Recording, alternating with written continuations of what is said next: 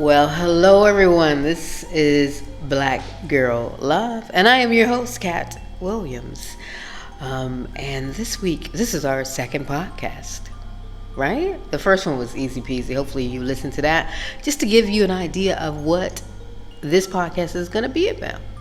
And as I mentioned on the first one, every week's going to be a little bit different.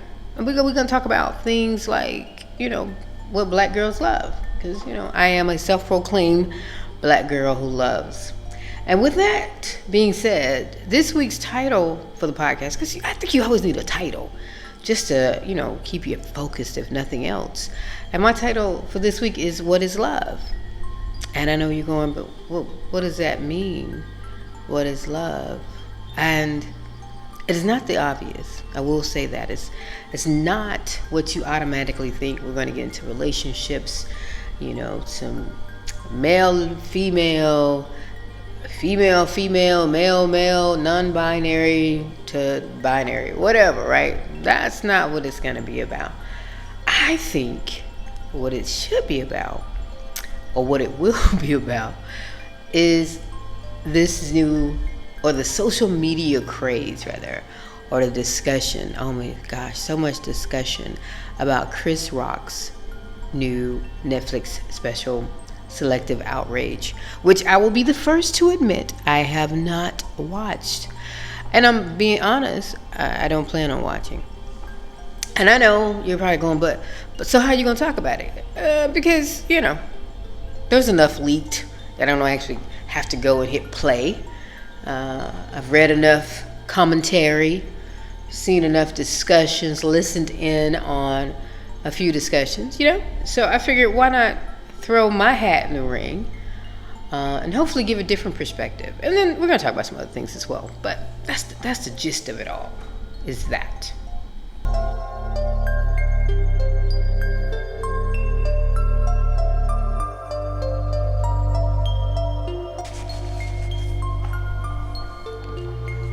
Alrighty now. Before we get into Chris Rock and the discussion on his many opinions, and of course his talent, I want to get more into what is love and what brought me to that topic today, or that title rather. And the reason is really simple. I'm always looking at something that's relationship based, be it a meme, a skit, or even just conversation between friends, right? Everybody has an opinion about relationships and what that means. But nobody really discusses how we got to that point. To the point that there's so many memes about everything. Case in point, I posted a meme or maybe a question. Actually, I posted it a couple of years ago, and every year when Facebook pops it back up in my memories, I just go, this was fun. And people add more stories to it. But the question was, I knew there wasn't going to be a second date when blank happened. And I've gotten about 100 or so responses. And then people, of course, commenting up under those responses in the last couple of years in regards to that question. And I think it's hilarious, which is one of the reasons why I touch it every year. Just because I just want to giggle. Because why not? It's funny. Because, if you just don't like each other, then the first date's over and you move on with your life. But when you know at the first date that there isn't going to be a second date, then yeah, there's going to be some humor involved. And with that being said, here are some of the comments that we've gotten on that meme. First one, she cried talking about her ex on the first date. Sis, you haven't healed, and there's nothing wrong with that. There's nothing wrong with staying home while you heal. Yeah. Don't waste nobody else's time, because you still recovering. And go recover, sis. Go recover. I know some people take you around the bend or two, so ain't nothing wrong with that. This one was actually mine. The next one. He brought a copy of his degree to prove he had one. Yeah. I was in the military at the time. And he was too. We both were enlisted. And I think he was mad that he was enlisted because he had a 4-year degree. Because, most of the time, if you have a 40-year degree, you can be an officer in the military. And they said he was an enlisted troop, and he was upset about it. I didn't care. He wasn't paying any of my bills, and I wasn't paying any of his. But I did know we were not going anywhere. because he was caught up. And he needed to, talk to the sis who was sitting at the table crying about her ex. Because I think, they both had some issues. This was another one. She asked me to buy her a cigarette, a Lucy, a single cigarette, not a pack, not a carton, one cigarette. First date, she cannot even afford a cigarette. Child. Next one, we went out to a mid-price restaurant and she tried to swipe the tip off the table. If you don't take your rude ass home. I'd have talked about her all the way to the car, all the way to her door. Hopefully I was driving. Whew. This is another one. He told me he was going Muslim and I needed to consider converting, as he ordered a double order of bacon. Pork bacon, not turkey bacon. Pork bacon. We can see, brother, that you are convicted in your convictions. Yes, you stand firm and going Muslim. I wouldn't date him either. Even if he was like, this is my last piece of bacon, I'm like, you ain't have to do that with me. Do that with yourself. Aren't you on a pathway? I'm not with you there yet. You feel what I'm saying? We don't need no other double pork of bacon. The next one was, back in the Yahoo profile dating days, I went to this guy's apartment and he has my photo already up in a frame. Y'all, he had done scanned a picture off the internet and put it in a frame. I'd have ran screaming, jump scare. This is how you get killed. That's how they find you in a pot with some cilantro. That is how they find you. She touched my hair and asked, what you mix with? Black people, we gotta just do better. This is not Jim Crow. This is not, Harriet Tubman era. You feel me? You ain't gotta ask somebody what you mix with. Almost all African Americans are mixed with something. That's just the nature of the beast. So let it go. And quit worrying about good hair and bad hair, you dummy. Alright, she invited me to a cookout, and when her ex showed up, she introduced me as her cousin. Oh, I'd have clowned. Once I knew I had a ride home, I'd have clowned. Oh, I'd have clowned up in there. I'd be like, I don't know you like that. But we not related. I know that much. And I can show some text messages that prove that we are not cousins and we ain't kissing cousins. Whew. That hurt my heart a little bit. You ain't finna clown me like that. Respect me. Alright, so that is just a general, idea of what was going on that post. It's hilarious. If you're friends with me, go find it and read it. It's hilarious.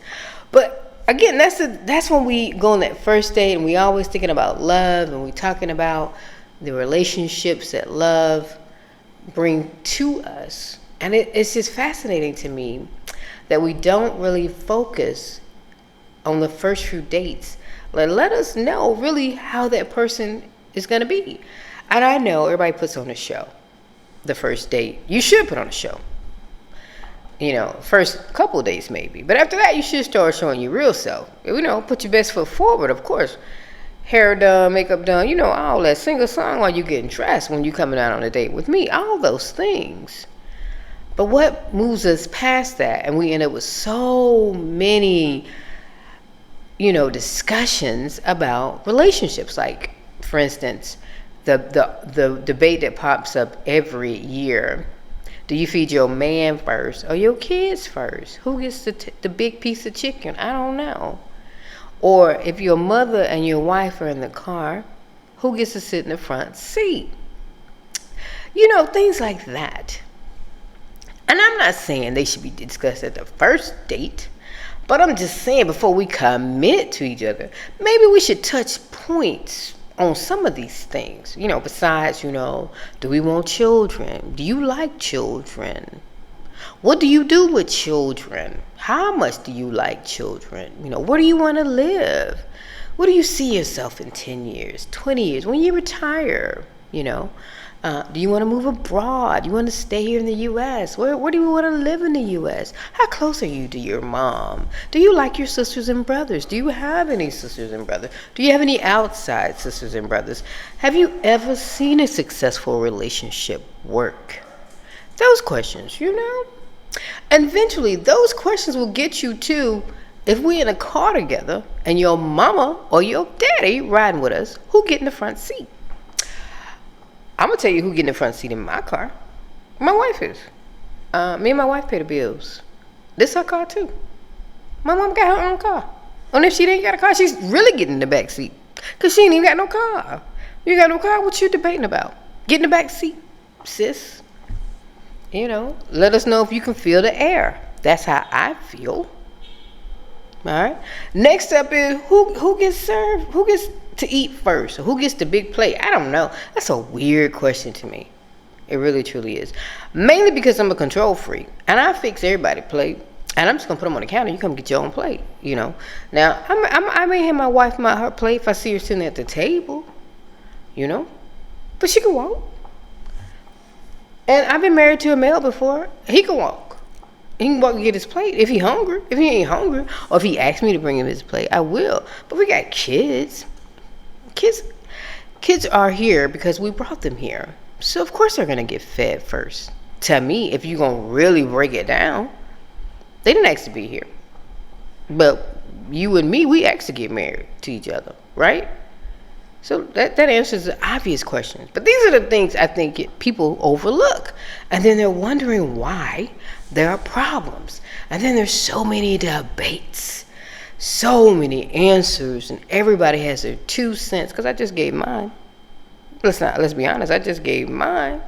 But I think I'm very practical. And my 2 cents makes sense. So follow my 2 cents. I'm a good guide. I'm a good leader, if you will, leader of the pack. So yeah, that's the thing, right? So when do those discussions end, and when do we move forward as a people? Because I think it's as a people, right? As a people, we get stuck on stupid stuff. Y'all remember a few months ago when it was a skit going around where the guy brought some McDonald's to his kid, who obviously didn't live with him, and the baby mother, and I hate that phrase, but let's be honest, it works. The baby mother had other kids, and he didn't bring those other kids food. And the big debate was like, why wouldn't you bring the kids food? That was one side of the coin. The other side was, they ain't his kids, why he got to feed everybody? But she said she ain't had no money, and she couldn't give all the kids McDonald's. So there was a big debate going back and forth. Even I chimed in, My thought process was I wouldn't bring McDonald's around children who can't have it if I know everybody wants it. I also know I can't afford to feed 4 or 5 extra mouths every time, right? And that's real. That's real. That's not illogical. I don't know if the kids that she has came before their relationship or after their relationship. All I know is he was bringing McDonald's to his kid, right? So, never been in that situation. Never, ever, ever. But I took a step back and I looked at it. And like I said, I can't afford to feed everybody every time. But the times that I could, I would. And when I can't, then I would pick up my kid and we would go somewhere else, get him something to eat, keep him for an hour or two so the McDonald's smell will fade a little bit. Remind him not to brag about a little 99-cent burger. And move on with my day. They wouldn't know, she wouldn't know, me and the kid would know. But that's life. It's not, I don't think it's that unrealistic, right? I think what he did, bringing it, flashing it, and she tell you she can't afford it, she got the mouths to feed, that wasn't right. Let's be honest, it just wasn't right. That didn't sit right in my spirit. And it's because I've been that poor kid who didn't get something that others may have gotten. So I would never, ever do that to a child. But again, these are the conversations that you should have. And when you see these people, these conversations being had online, check and see if your friends in them conversations, if you see who they are and what they're about. Because people type, Twitter fingers get to going online and they'll say anything Because they thinking they lost in the masses. There ain't nothing going to come back and haunt them. We all know that is not true. Because people, they'll find something that you wrote 15 years ago. And it has ended careers, right? That is what is going to lead us to our next discussion about Chris Rock and his selective outrage. Alrighty, now we get into the meat and potatoes of today's podcast, which is really interesting that this is really what it's come down to me, because again, I haven't seen the Netflix special. I don't plan on seeing it. I like Chris Rock. I like his comedy sometimes, but he's not, not in my top 10 or even 20 when I think of comedians that I would jump in line for. He's not Bernie Mac, right? But he's good at what he does, and I respect the man and his craft for that. With that being said, I think the issue here is that we in other people's business. That's the first thing. We are in Will and Jada's business. He was in Will and Jada's business, and he got slapped for it, which was not right. I would never condone hitting another human being because you are angry. I will condone hitting another human being back when you are angry. You hit me, I will hit you back. And I plan on hitting you back harder. See? That's the difference. So with that being said, selective outrage. We already know he was going to talk about Will and Jada because he's been talking about them as he's touring, getting this show together. He practiced it and he said what he said. And I get him being mad. I would be mad too. Somebody slapped me in front of millions of people and I didn't react other than, wow, man, that was a joke. Because had he got his lick back, then it would have been over. But then we'd had two millionaires, black millionaires, in front of millions of people fighting. Woo! Child, my ancestors wouldn't have enjoyed that at all, right? They've been turned over in somebody's grave. But it is what it is. We still human in the end, no matter how many commas and zeros you got behind your name, right? So, was it necessary to do the special and to focus on that a little bit? I think so. I think it had to be addressed in a public forum, just as public as him being slapped in front of millions of people. I have no qualms with him discussing it, and I feel like he can discuss it for as long as he wants to. He doesn't have to forgive Will, no way, shape, form, or fashion. Because not too people gonna slap me and I'm gonna forgive them. It's just that simple. You slap and spit on me, we just can't we can't be together no more. We can't be in the same room really, ever. Even if I get my lick back, every time I see you, I'm gonna think you want to get your lick back. So what we gonna do? We gonna fight forever? No, we're not doing that. I'm not doing it. I'm too grown, right? And Will is grown. Chris is grown. Jada grown. Everybody in this was grown, including the boy Jada was messing around with. But here comes the kicker that everybody loves to minimize and move past and blow over. Jada and Will were not together when she was with that young man. Will has stated that. Everybody knew they weren't together. I think the public knew they weren't together because it was all the gossip at that time. Will and Jada getting divorced. Will and Jada getting divorced. It was black elite Hollywood. We trying to figure out what's going on. They were not together. That means she was not cheating. He had other women, and that was obvious in the red table talk conversation. They both were doing their own thing. Unfortunately for Jada, the thing she did talked. It's just that simple. She talked. He talked.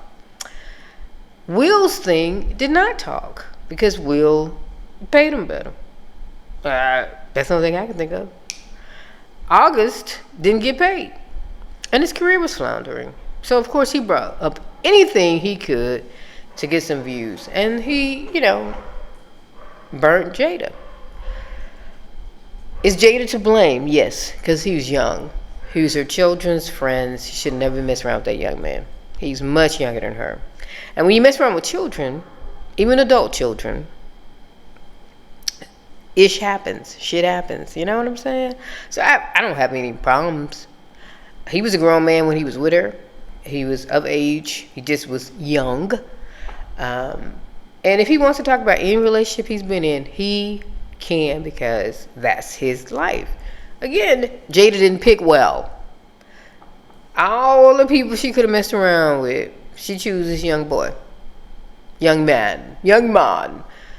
And Will went and dated whoever. I don't know who he dated, how he dated, but I know there were some pictures floating around of him and some woman years ago.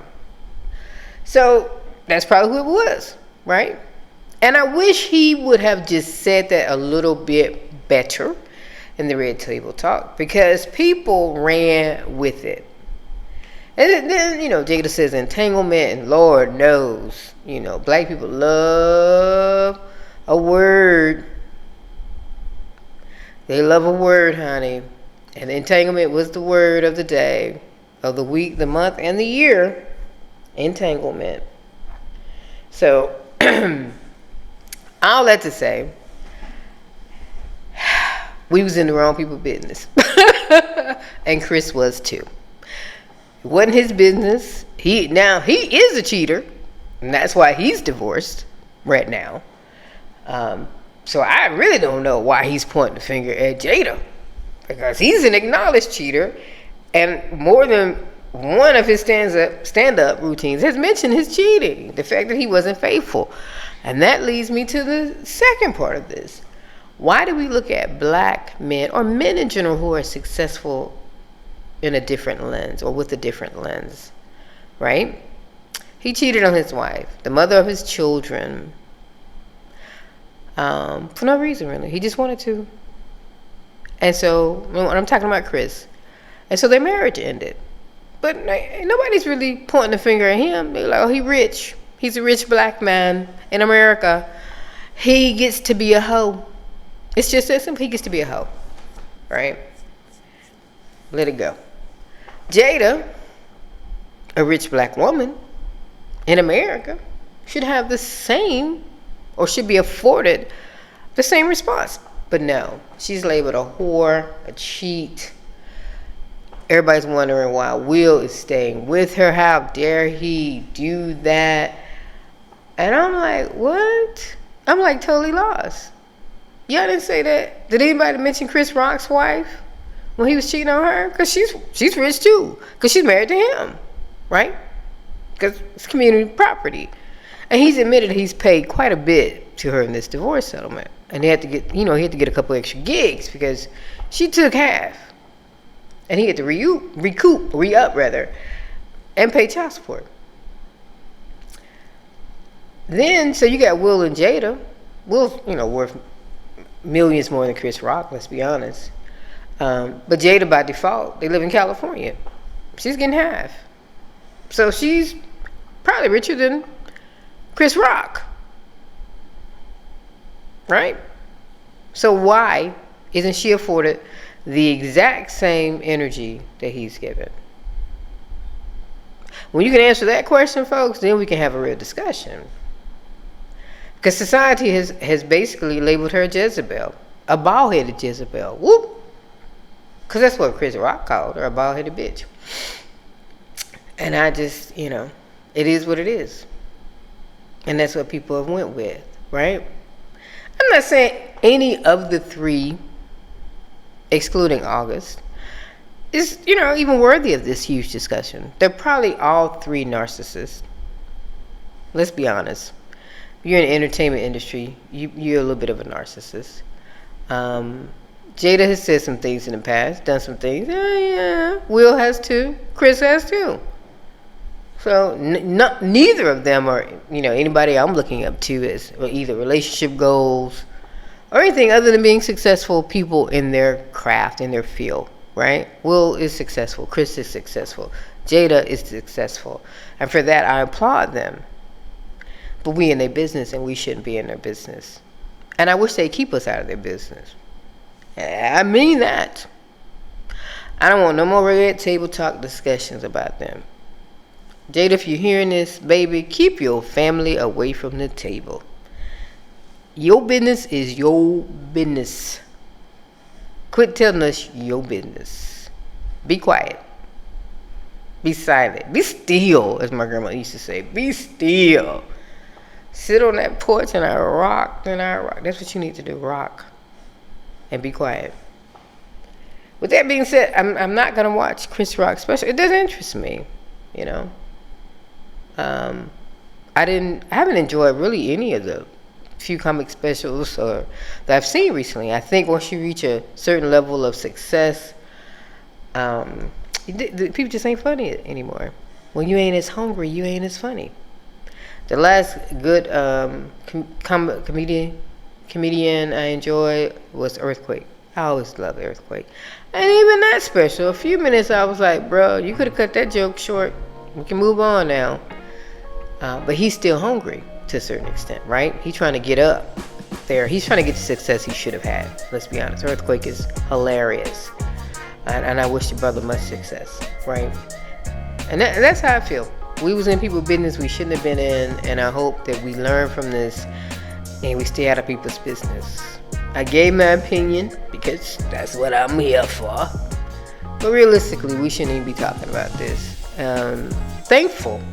Thankfully, both Will and Jada's kids as well as Chris's kids are older, and so they, should be able to handle this within the family or within all the people they know and everything that's going on. I do feel for them as well, because I'm sure it's hard to walk around knowing your daddy got slapped on national TV.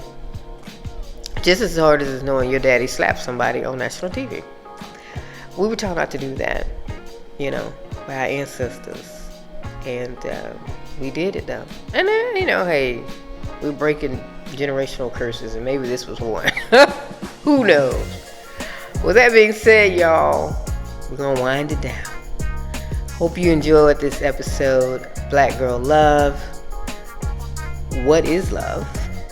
I am your host, Kat Williams. I will be here every Wednesday. And as I mentioned in the first episode, we will be talking about a lot of things.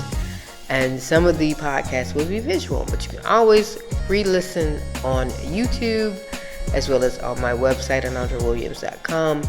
And YouTube is Black Girl Love, so you can find me there. I wish you the best. Have a great week. Peace and love, y'all.